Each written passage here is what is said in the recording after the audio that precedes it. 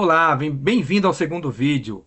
Se você gostou do primeiro, não esquece, volta lá, dá o like, faça algum comentário, dê uma sugestão para que nós possamos melhorar ainda mais a qualidade do nosso conteúdo, tá? Eu espero mesmo que você tenha gostado, eu espero que você continue assistindo todos os vídeos, tá? Esse aqui vai ser o número 2. Então vamos à vinheta.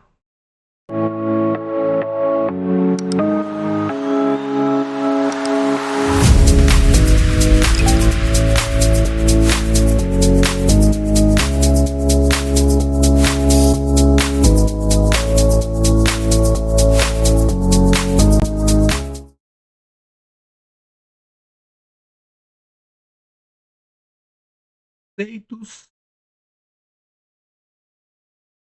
ok? Conceitos básicos sobre deficiência, TEA e altas habilidades ou superdotação. Esse é o público-alvo da educação especial hoje na, é, no nosso trabalho na sala de recurso, né? E se você está vendo esse vídeo em um momento já muito tardio, porque eu vou deixar esse vídeo aí liberado direto, tá? Aí no YouTube. Então, se você está vendo e já ampliou, né, o atendimento para TDAH, para TOD, para outros transtornos. Então, leve em consideração todos, tá? Mas aqui a gente vai falar basicamente da deficiência, de algumas deficiências, né?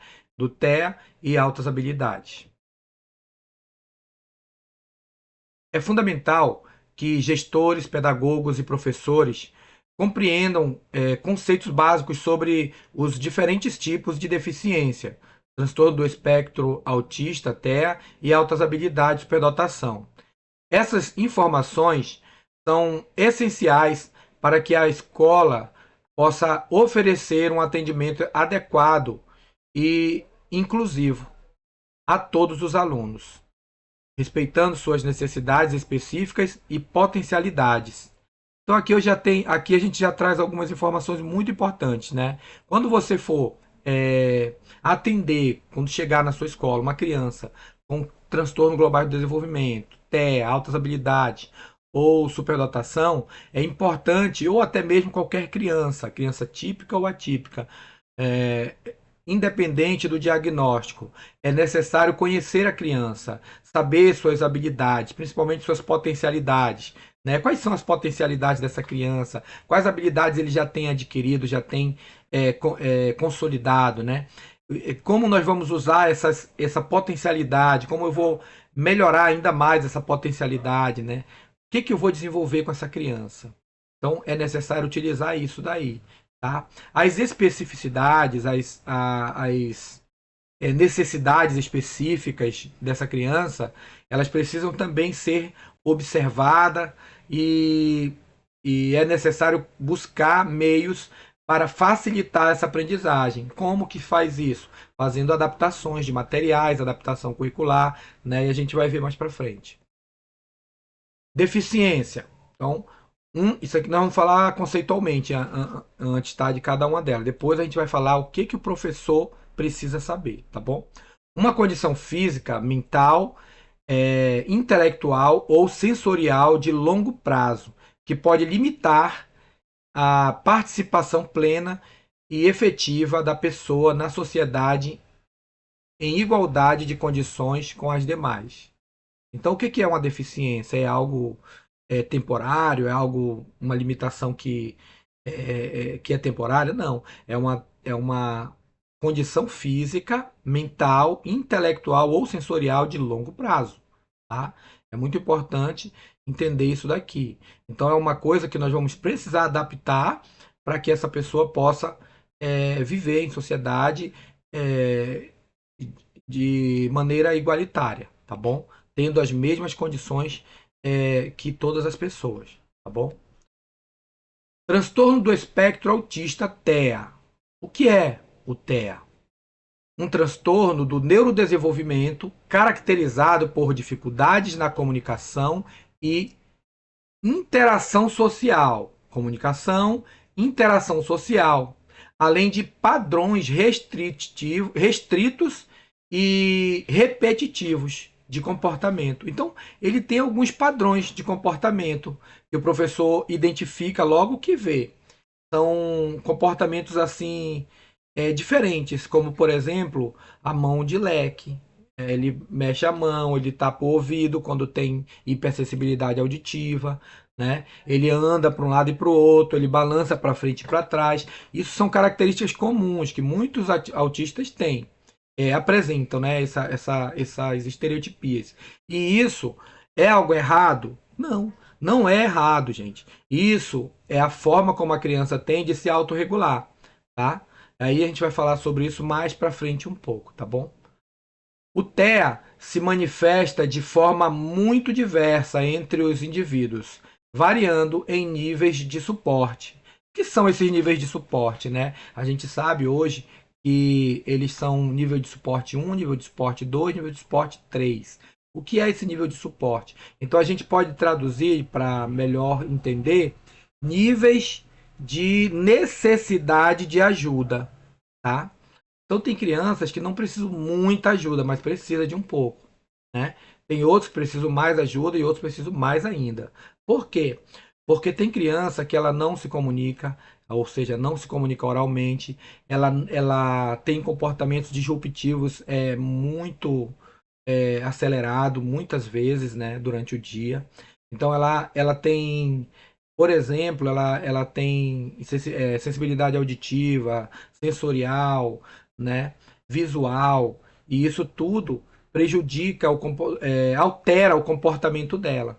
Por conta de ela não estar entendendo o que está se passando, ela acaba se desregulando. E muitas vezes ela pode se machucar, né? A gente chama de automutilação. Então, muitas vezes a criança ela se morde, tira às vezes até um pedaço da pele, né? E é muito importante a gente observar isso para que a gente entenda os gatilhos, né? O porquê que inicia esse processo, esse comportamento, né, inadequado. Então é importante a gente entender o comportamento, entender os antecessores desse comportamento para que nós possamos desenvolver uma intervenção positiva. Existem diversas formas, né, na ciência que já foram testadas e que têm funcionado, né, com crianças autistas. O TEA se manifesta de formas, seja ali, né, então é isso, variando em níveis de suporte, tá? Então qual é o nível de suporte da sua criança, da criança que está na sua turma? Você que é mediador, né, que é estagiário de mediação, que é TO, que é AT, né, que está fazendo atendimento individualizado dessa criança. Você que está cuidando, você que é babá, você que é mãe, você que é professor, professora dessa criança. Qual é o nível de suporte dela? Né? É possível diminuir? É possível aumentar? Tudo pode acontecer, tá? Às vezes você tem uma criança que é nível de suporte 1, aí você relaxa, para de estimular.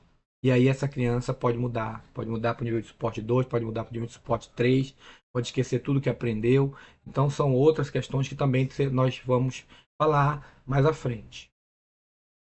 Altas habilidades superdotação. Refere-se a um potencial elevado em uma ou mais áreas, como inteligência, criatividade, liderança ou habilidades acadêmicas específicas. Criando crianças com altas habilidades apresentam desempenho acima da média em relação aos pares da mesma idade, demandando recursos e estratégias educacionais diferenciadas. Às vezes você pensa, eu tenho um aluno superdotado, um aluno com altas habilidades, que legal, que maravilha. Não. Às vezes essa criança ela também se desregulariza, às vezes ela perde a paciência, ela se torna impaciente. Por quê? Porque não está sendo estimulada da maneira correta. Por quê? Porque tudo ao redor é banal, tudo ao redor é fraco, é mínimo e ela precisa de mais. E muitas vezes a gente não tem é, essa sensibilidade de reconhecer a nossa fraqueza no nosso planejamento, no nosso trabalho pedagógico. Então é importante que a gente entenda e compreenda que precisamos sim adaptar para pessoas com altas habilidades de superdotação. É preciso melhorar a nossa prática pedagógica para que essa criança ela se sinta capaz e ela cada vez mais possa se aprimorar suas habilidades e potencialidades. Bem, é isso aí. Esse foi o nosso segundo vídeo. Como falei para vocês, é muita coisa, são 50 slides, então a gente não vai poder apresentar todos de uma vez, porque eu não consigo subir um vídeo longo, né, para o YouTube, eu só consigo subir vídeos curtos, então a gente vai estar dividindo, né? Esse é o segundo vídeo, espero que você tenha gostado, assista várias vezes, memorize esse conteúdo, porque é muito importante que você entenda os conceitos dessas deficiências. É isso aí, até a próxima. Tchau!